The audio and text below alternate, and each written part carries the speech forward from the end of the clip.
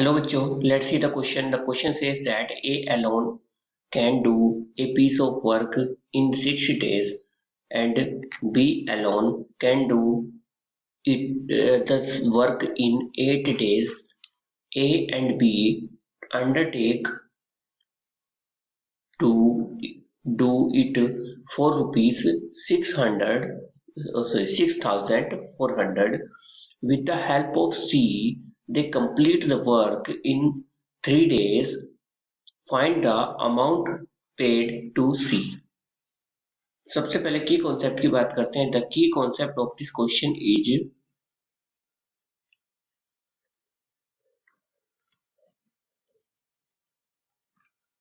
अगर आपके पास कहीं पर यह है कि कोई ए कैंडिडेट है, A can do a work in is equal to X days. तो अगर हमें ए का एक दिन का काम निकालना है यानी 1 डे वर्क निकालना है तो इज 1 डे वर्क ये हमेशा इक्वल होता है इसके रेसिप्रोकल के, यानी 1/x जो है एक दिन का क्या होगा, काम होगा. अगर इसका उल्टा यानी कि हमारे पास है ए का एक दिन का काम 1/x है और हमें निकालना है वो कितने दिन में काम कर लेगा, तो इसका उल्टा कर देंगे तो क्या आ जाएगा, x डेज. अब अपने क्वेश्चन के सॉल्यूशन की तरफ चलते हैं. क्वेश्चन में बोला गया है कि A can do a work in 6 days. तो ए का 1 डे वर्क निकल जाएगा, यहां से क्या हो जाएगा, is 1 day work is equal to 1/6. Then B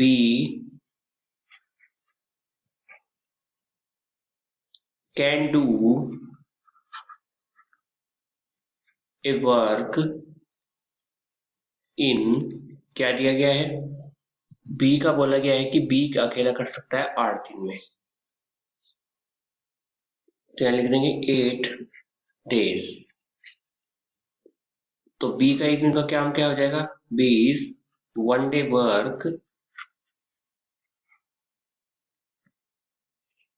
is equal to हो जाएगा 1/8. देन हमें दिया गया है कि अगर तीनों मिलकर करते हैं यानी कि A plus B plus C can do a work इन, अगर तीनों मिलकर करते हैं तो काम हो जाता है केवल 3 दिन में, क्योंकि बोला है ना C के साथ मिलकर करता है तो 3 दिन में काम खत्म हो जाता है. तो यहाँ पे लिख देंगे 3 days. यानी अगर तीनों का मिलकर एक दिन में कितना काम कर रहे होंगे तो हो जाएगा A plus B plus C is 1 day work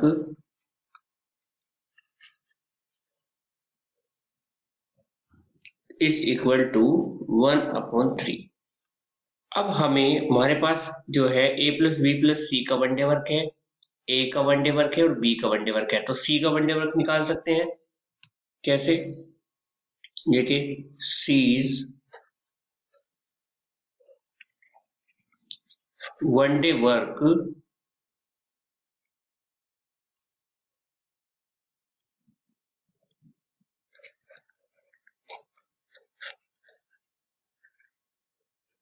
is equal to हो जाएगा, अगर मैं A plus B plus C के 1 डे वर्क में से A का और B का 1 डे वर्क निकाल देता हूं तो C का 1 डे वर्क निकल जाएगा, यानी ये हो जाएगा 1/3 जो A plus B plus C का था.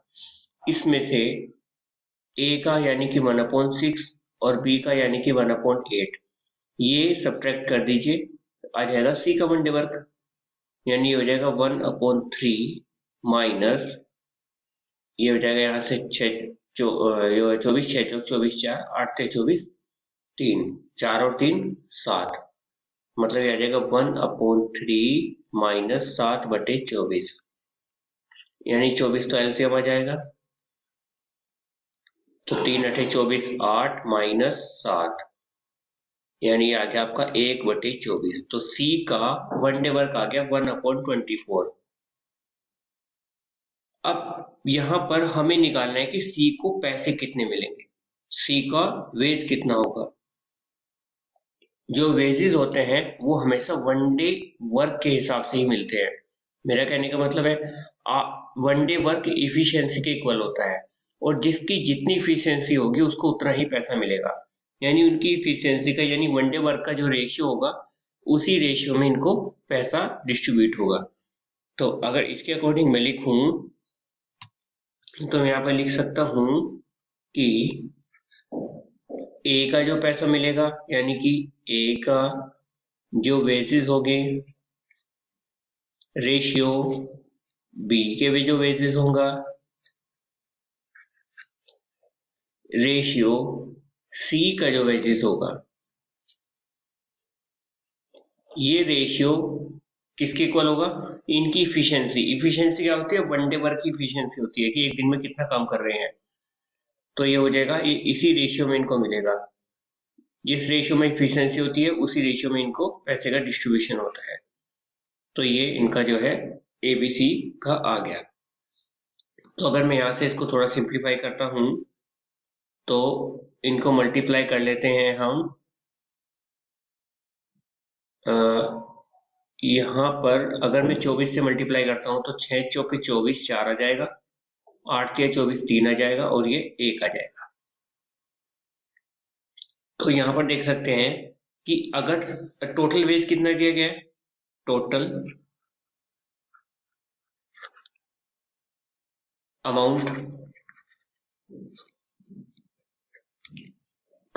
दी गई है आपकी 6400। यस, तो यहाँ पे लिख लेंगे टोटल अमाउंट 6400।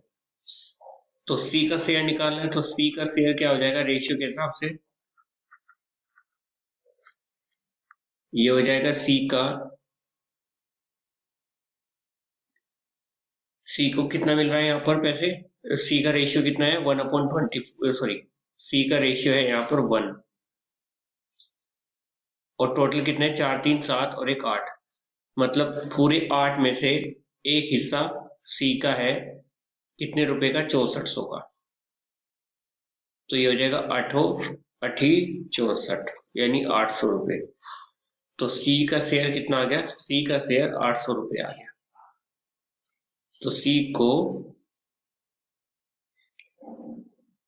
800 रुपीज मिलेंगे। तो यहाँ पे लिख देंगे, ये आपका क्या हो जाएगा, आंसर हो जाएगा। Hence, the final answer of this question is C share is equal to 800 rupees. Hope you understood it well. Best of luck. Thank you.